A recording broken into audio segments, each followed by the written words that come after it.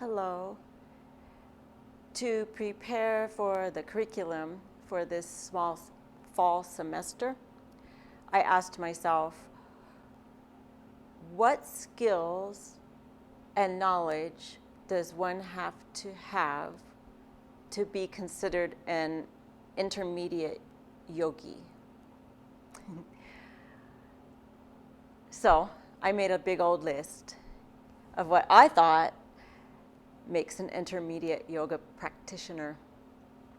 And then I reached out to 18 yoga teachers, three owned yoga studios out of those 18. And I asked them the same question. What do you think? What do you consider an intermediate yoga student? And I loved it. It was kind of fun doing this research. And from that collaboration, I made a shorter list, which is now the curriculum for your class. So, one thing we all agreed on is that to be an intermediate student, you should have a basic knowledge of the basics, the basic yoga poses. Some teachers call this the foundational poses. Why should you have a basic knowledge of the basics? Well, because once you know those foot positions, you move into other poses without ever moving your feet. We go over this in beginner yoga in my class. So for example, once you know Warrior 2 foot position, you can do triangle and extended side angle and crescent pose. And that leads right into a wide fold with just a pivot of the foot. Another reason you want to know the foundational or basics is for the alignment, because the same alignment that applies, for example, in mountain, applies in a headstand. The best example I've seen of this is in a book.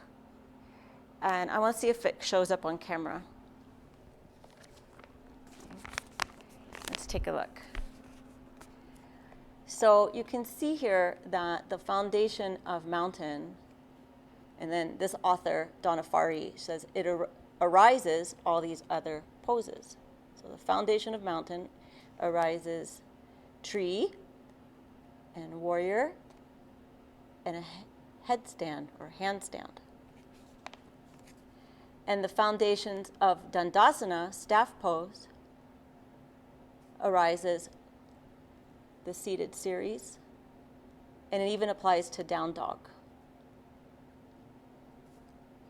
And then down here we have locust pose, which leads into other back bends. And then reclined postures. Bridge is one that we do. That's not on this picture. And then miscellaneous. They don't really fit into a foundation, like a side crow, a side arm balance. And to give credit to this book, it comes from Yoga, Mind, Body, and Spirit by Donna Farhi. And in yoga teacher training, we use this. And most yoga teachers have a copy of this. It's a fantastic book. So let's do the foundations of yoga. So I'll meet you on the mat. Okay, just like we saw in the book, the very first is mountain. This is probably the most important of all yoga postures because the same alignment in standing mountain applies to seated postures and reclined postures. Okay. So in mountain, the feet are hip-width distance apart. Usually you can place your fist right between the arches of your feet, but this is very general. We're all built a little different, and sometimes it feels better for the feet to be a little wider than fist width. Okay? Now I'm not going to get into it too much because we do this in beginner's yoga, but we're just reviewing that all 10 toes are forward. The 3 middle toes are lined up behind your heel. Okay. Another way that yoga teachers will refer to the feet is that the outsides of your feet are parallel with your, oh, can you see that? The outsides of your feet are parallel with your mat. So I'll show you here. The outside of my foot is parallel to my mat. So it's not kinda, it is. Okay. And then, again, we're reviewing that the hip bone is in line with the ankle bone. So your hips are not pitched over your toes. And that the shoulders are in line with the hips. They're not rolled forward. Okay. Your ears are in line with your shoulders. So the whole of your ear, or the whole ear, I guess I should say, the whole ear. So another, the wrong way would be to protrude your head forward. So we want to draw the chin back a little. And then the navel is in. Now, some schools of yoga will have you turn your palms away from you, so forward. That means if you had a flashlight in the palm of your hand, they shine forward. While some schools of yoga are palms to the thighs, or shining towards your thighs. Okay? It doesn't matter which way you go, whichever is more comfortable. The palms away opens the shoulders a little bit more, and it kind of prevents you from rounding forward.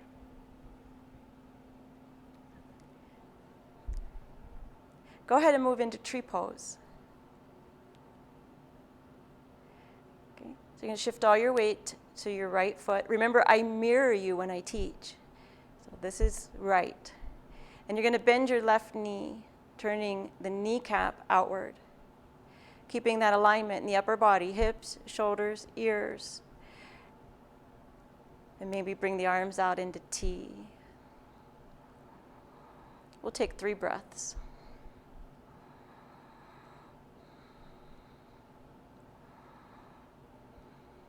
Without changing the position of the hips or shoulders or ears, you move back into the mountain, shift your weight, and do the other side. Notice my arms are different than the first time. There are many variations of arms for tree pose. So again, once you know the foundation, you can make variations. Moving back to mountain. Taking a breath.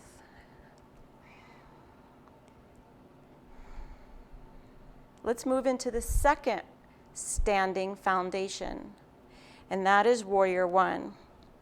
Okay, so let me get my feet so you can see them. So starting in mountain, you're going to step back, and let's step back with our left foot so we're all on the same page. This is the foot position, if you recall, where your feet are as if they're on 2 railroad ties. So look at my back foot. It is not lined up with my front foot. It is as wide as my hips, as if I just stepped right back from mountain. Not as if, I did. The front knee's bent. I'm going to turn sideways now. You're going to stay facing the screen. And the shin is straight up and down with the knee in line with the ankle. Arms reach up. Remember the upper body alignment of mountain. Hips, shoulders, ears.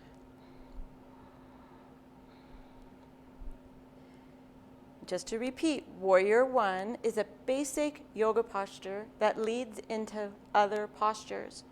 So, without moving your feet, all you have to do now is straighten the front knee. And we'll move into head to knee pose.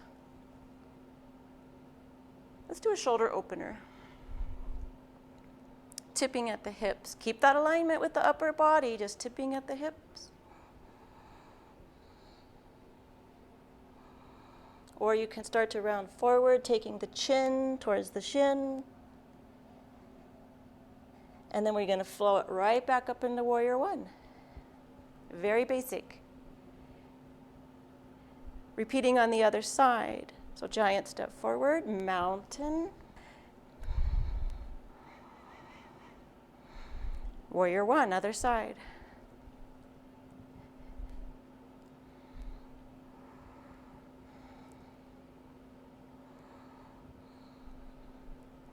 Navel in, shoulders back and down.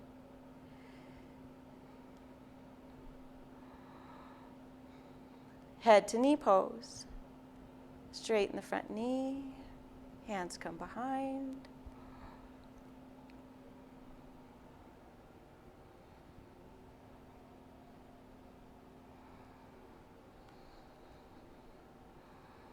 We're rounding forward for the last breath.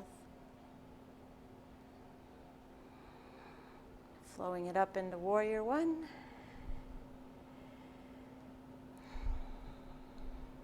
And into mountain.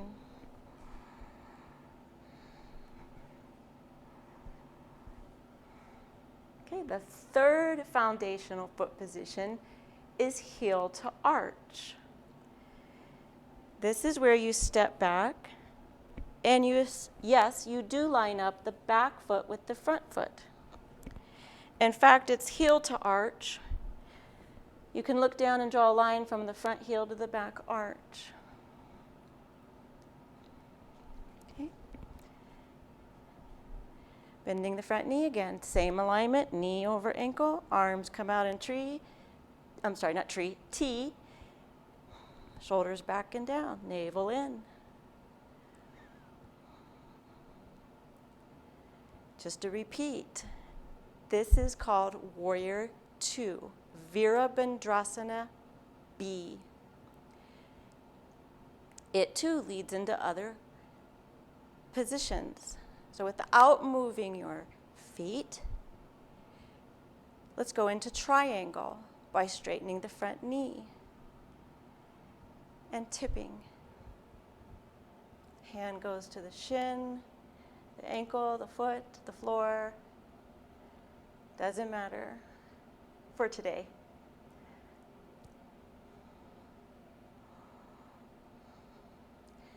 Later in the semester, I hope to teach you the proper alignment of triangle by using a wall. In any case, let's come back into warrior. And here's that small pivot of the foot that goes right into a forward fold. So the front foot, watch my toes, they're just gonna turn. I keep my heel down, hands to the hips, flat back. Basic alignment, hips, shoulders, ears to start. And then we round forward, sliding the hands down the legs.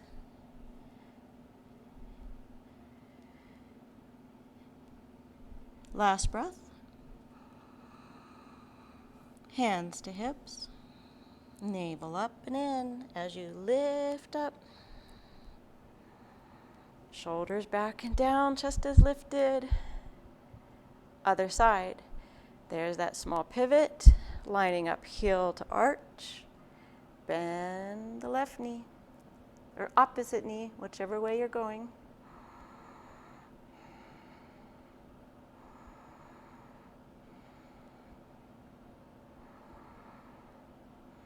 Triangle pose.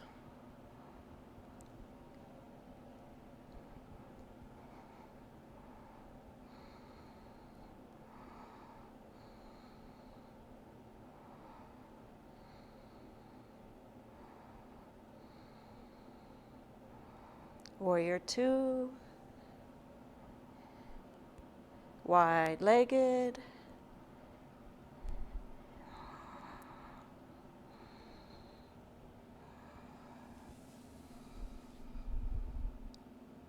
Two more breaths. Remember to relax your head.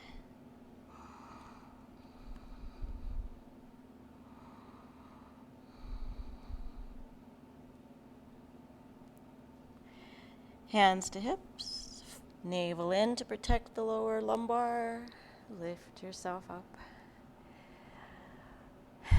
You can jump the feet together by bending the knees and jumping them into mountain, or you can heel toe, heel toe. So you can jump, or you can heel, toe, heel, step, step. In any case, have a seat, please.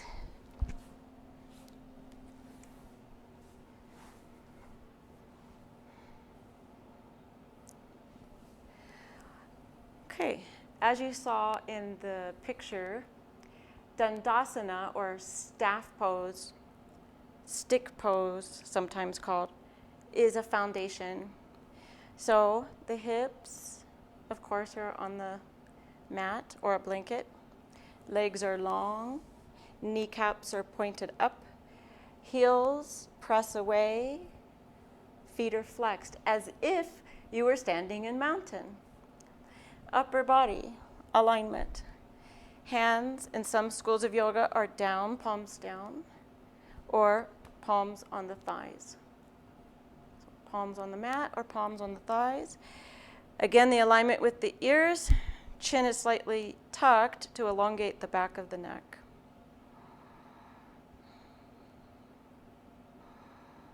And we're going to twist. So we'll start by bending the right knee. Cross over, zip up tall. Left arm goes around the knee. Twisting to your right.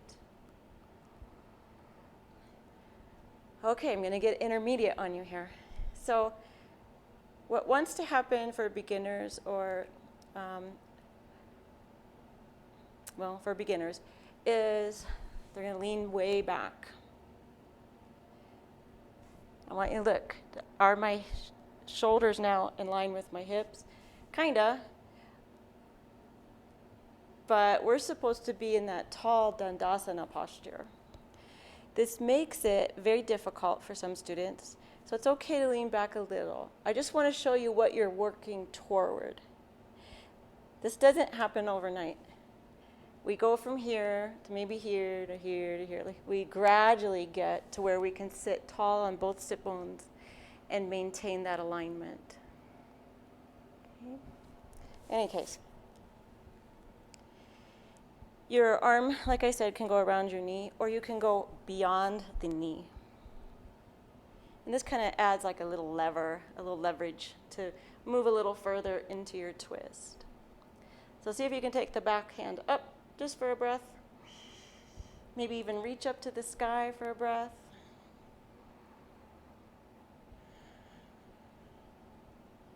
And we're going to unwind. Dandasana, staff pose.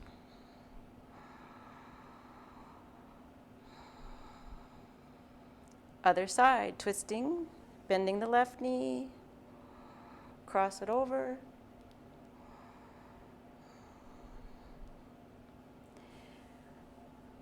Twisting to your left. This is a good time to bring up not moving very, let me see, how do I want to say this? You don't jam yourself into a pose very fast. So a recommendation would be to wrap your arm around your knee or hold on to the knee and gradually, using the breath, you move into a deeper version of your twist.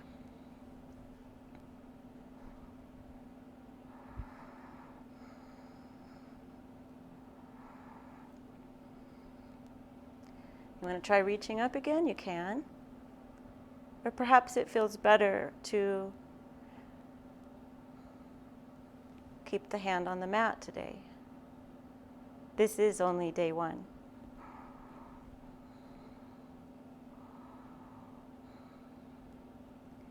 We're going to start returning to center. So Dandasana is the seated mountain pose. Tadasana. I don't think I've ever told you that. Mountain pose is Tadasana, Seated is Dandasana. I'm going to reach both arms up into a forward fold.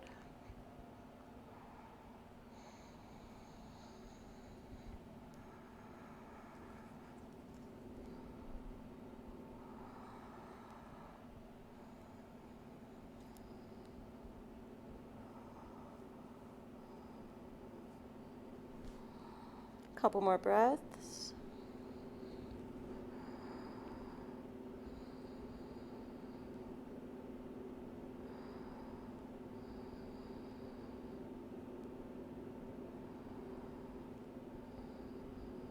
You're going to reach up to the ceiling, engage the core to protect your back. Exhale, hands come down. We'll move into the foundation of back bends, where we lie on our bellies and lie on our backs. We'll do that in the next video. For now, we're going to finish with a downward facing dog and a child's pose. So please come up to your hands and knees.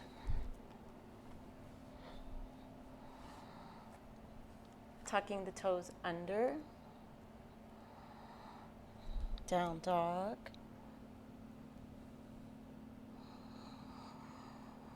I want to remind you that you can walk your dog by bending one knee, straightening the opposite leg, and then switch. Some of you like to take three-legged down dogs, where you lift one leg up in the air.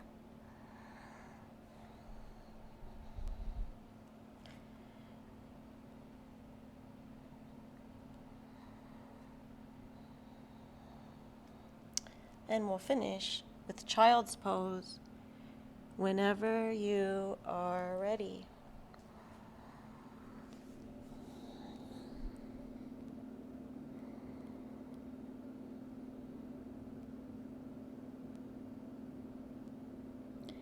You're welcome to stay here as long as you like. Just remember to submit the quiz at the end to receive points. Please check to make sure your points have entered into your grades.